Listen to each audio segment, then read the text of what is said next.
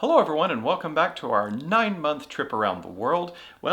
And today we're coming home. Well, not exactly to the United States, but we have an amazing homecoming where we get to see some of our favorite old stomping grounds. Welcome to Living Phase 2.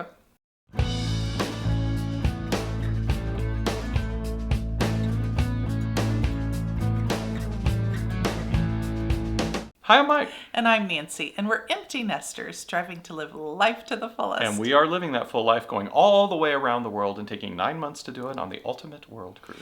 Well, we sure are. Although, friends, this week we happen to be off of the cruise ship.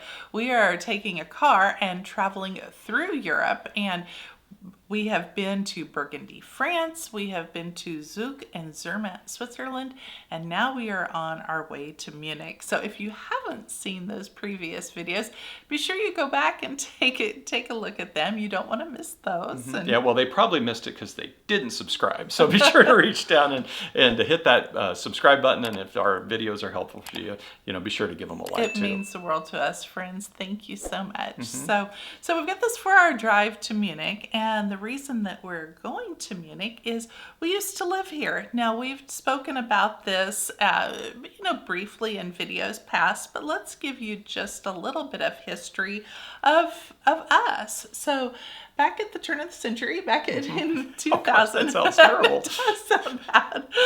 But we lived here for 4 years. We moved here when our children were 1, 3, and 5, and then back to the United States when they were 5, 7, and 9. And we had come over here for your job. Yeah, I was an aerospace engineer, as we've mentioned in the past, and I was here representing my company to a company in Germany that was building a brand new airplane. And so they brought me over, and that's why we lived here for 4 years while they were building that aircraft. And it was just absolutely wonderful. So, we thought, well, we're on the continent, we're all the way down in Switzerland, and guess what? Our ship is going to be in Warnemünde, Germany, and that's where we're meeting it again. And Munich is right on the way from Switzerland up to meet the ship. So we took 2 days and drove from Zug, where you saw in yesterday's video, where we had a wonderful meal with Nadia. That was, as a reminder, the foreign exchange student that stayed at my house when I was 18. And her and her father, Willie, have been touring us around Europe and being our chauffeurs and doing a wonderful job of it. Well, on the way to Munich, we stopped in the little town of Wolfratshausen, which is where I used to do a fair amount of my shopping, and I had hoped that I would be able to pick up some Birkenstocks here, but unfortunately I didn't find any that I really liked. But we did pick up some gifts for friends of ours on the ship. We got some little Haribo gummy bears and things like that. So that was a nice stop, and then from there we went to the little tiny village of Ebenhausen, which was where we lived. It's just south of Munich. It's not so tiny anymore. It's grown a little bit. Yeah. After 25 years, it's really grown a lot. We lived here. You can see this was actually a duplex. It was a small duplex. Our son, his bedroom was a closet in there. But we got to see the front of it, and then we had walked around back. It used to be a forested area out back, but now they've built some condos back there. And in fact, we bumped into somebody. We walked around the back down their driveway, and we're looking at our backyard, and the lady came out and she's like, can I help you? And we, in our worst German, told her that we lived here 20 years ago and this was our house, and we're just looking at it. And she laughed, and she was very friendly. And so, yeah, it was nice to see the old house. And honestly, it really hasn't changed too much except for the forest being gone now. Yeah, but things look very similar. The little village has changed, though. I mean, I had even said, I want to go in my old grocery store. My old grocery store used to have 4 aisles, and one aisle was all beer. So it was just a tiny little thing, but it's no gone. They built a bigger one down the street. Yeah, they've changed that, and so. But life goes on, things change. But it was wonderful to get to see the old town. It was, and that just meant the world to me. But well, so after we saw it, we took a couple of pictures here. It was lunchtime at this point, and so we said, let's go to our favorite beer garden, Waldwirtschaft. Yes, Waldwirtschaft. So it's just north of where we used to live, about 10 minutes, 15 minutes at most.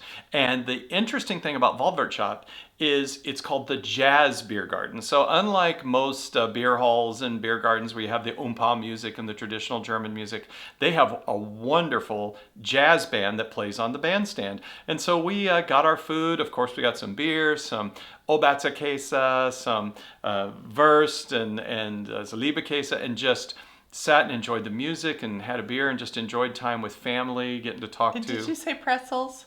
Oh, no, I We forgot. had the big, giant, Yeah. grosse Bretzen, Yeah.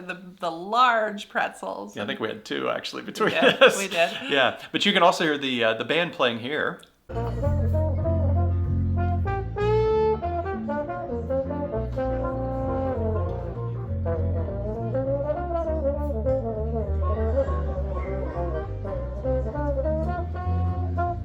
Yeah, the singer and the trumpet player sound just like Satchmo, like Louis Armstrong.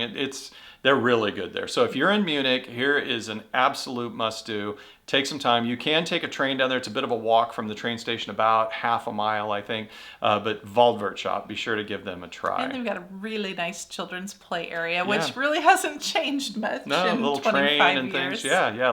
Well, from there we wanted to, and it's interesting that my sister, as I call her, Nadia, she had never really toured Munich, and because the funny part was, even though she's from Belgium, when we lived here, her and her husband were on an expat assignment in the United States. And so we literally crossed over. They lived over there, we lived over here, so we never really had time to spend together.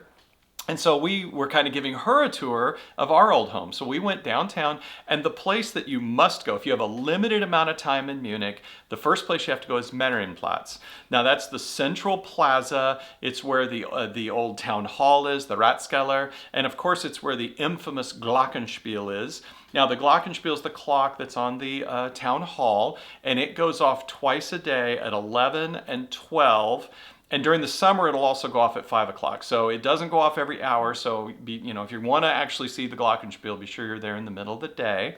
It can be very crowded, lots of people. I mean, this is the center of tourism in Munich. It really is. I mean, if you happen to go here at Christmas time, they have a fabulous Christmas market here as well. Yeah, don't miss it. Well, from there, it's a nice walk over to the Victrillion Market, which is an outdoor, open-air market. I hesitate to say farmer's market, but it is. It's Kind of what- it's there every day. It's a permanent market, and they also have, of course, a beer garden there, and lots of places, restaurants, little stands to get food. Flowers. Everything. It's beautiful. Yeah, so be sure charming. to. It's only 200-300 meters from from Marienplatz to walk over to Victrillion Market, and then just wander the town. We walked around, looked at all the different sites, and of course Frauenkirch. made it over to the Frauenkirch. That's the big onion dome church. Yeah, that's the symbol of Munich. So you'll see two symbols of Munich. One is the little monk, and the other is the Frauenkirch, and a lot of times you'll see them together. But the Frauenkirch is one of the largest, tallest brick structures in the world. Very famous, very beautiful, and it has a little bit of a fun legend. Supposedly the architect made a bet with the devil that he could build a church with natural light but no windows. And when the devil walked in, he showed them this scene that you see here, that you see no windows, and there's all this light, and the devil stomped his foot on the ground because he, as the Charlie Daniels said, he knew that he'd been beat. And he left this impression. So there's a footprint right when you walk in that's on a tile, and the legend goes that's the foot of the devil that stomped when he knew that he was beaten by the architect. So, but beautiful. Be sure to take a look at Frauenkirch. Walk the streets of Munich. We actually did. We made it over in just a quick walk through the Hofbräuhaus. We didn't stay and have a That beer or was anything. fun. Yeah. And we get to see all the beautiful maypoles there in Bavaria. And Munich has one of the most beautiful Yeah, maypoles. huge. So all the towns in Bavaria will have a blue and white maypole, and you can see Munich's here. It's just a wonderful little stop. We walked throughout the town, saw a lot of the old sites, took Nadia and Willie around so that they could see Munich, and we just enjoyed it thoroughly. But we'd walked our legs off already, so we headed back to the hotel. Got cleaned up just a little bit, and then we went for another walk and walked to a traditional Wursthaus or beer hall where we sat on the sidewalk. We had some Schweinehacks and I had spätzle. you had you've been wanting your case of special cheese noodles. It's okay. It's sort of like macaroni and cheese. Yeah, and had a beer and just enjoyed the evening, and because this was our last evening together before we have to head back to the ship, and just talked and just had a wonderful time. We did. Yeah. Well, we hit the bed, got up. We actually woke up fairly early. I guess we just wanted one more little walk through Munich and went Another and pretzel we got for another breakfast. pretzel for breakfast. We actually walked by the drugstore. Our hotel was right about a block from the drugstore. Munchner Freiheit Yeah, is the area we were in. Yep. Now the drugstore's famous because that's where Freddie Mercury of Queen would hang out. He lived here in the Münchener Freiheit area, so the drugstore is very famous for that if you're a Queen fan. But we had our pretzel, got back to the car, and then we had to head all the way from southern Germany to northern Germany to catch the ship. Right. Today is our day to get back to the ship. So we had a nice long, about a 6-hour drive to get back to the ship. We did. And for those that are wondering, you always hear these legendary, oh, there's no speed limits in Germany. Well, it actually is reasonable and prudent, but let's just say we didn't waste any time getting up there in not his BMW. But we made it in plenty of time up to Warnemünde, and it's a wonderful little town. Yes. Well, Warnemünde is just a charming town, and we walked through the town just a bit. It's supper time now, so we had one more supper with Nadia and her father right there by the shore side, and I'm going to miss Germany. Yeah. Have to say it is like home. to it. Yeah, it is. It was a wonderful trip, though. It was. Oh, my goodness. It just meant the world to me to get to come here and to see all of these things, all the places that she took us to, but especially Munich. Yeah. It meant a lot to me. Well, just real quick on Warnemünde, a lot of cruise ships stop there. Again, Yes. your cruise ship's probably going to say Berlin, but remember, it really isn't Berlin. It's, it's a small little town. But Warnemünde is a wonderful little town. You really don't need an excursion. You don't have to take the train into Berlin. You can just really enjoy this town. And if you take the train into Berlin, there might be an issue. Well, our ship was a little delayed in getting away because the train was late in getting home or getting back. And so there were a lot of passengers on this train who had gone to Berlin that we were waiting on. But then we were waiting on even additional passengers on another excursion at night. So we were several hours delayed in getting away. Right. And I guess this is one of those cases where they were on a royal excursion, their bus was late, and we did wait for them. So We sure did. It delayed us. But, unfortunately, Willie and Nadia did wait for us. They went out to the lighthouse on this peninsula and were waving at us, and they got Yes. great pictures of our ship as we were departing. And, we're going to miss you. So thank you very much for the wine. We've got it right here. We're going to enjoy that with special family and friends. And we just had an absolutely wonderful time. And we want to say from, the bottom of our heart, we can't wait to get together with your family again. And we're glad that you could share this experience with us and let us share it with everyone else. So thank you so Nadia, much. Stefan, Willie, we All thank of you you. very much. Yeah, thank you. Well, we departed and we are going to Riga, Latvia tomorrow. And this was getting really fascinating for me. We've talked a lot about growing up during the Cold War. And of course, these were Cold War Soviet bloc countries. And, it's the places that in the past, in the 80s or 90s, I never would have thought we'd never win. gone there. Exactly. But we had a wonderful day, and where we took a nice canal ride, and you tried borscht. Have you ever really lived if you haven't tried borscht?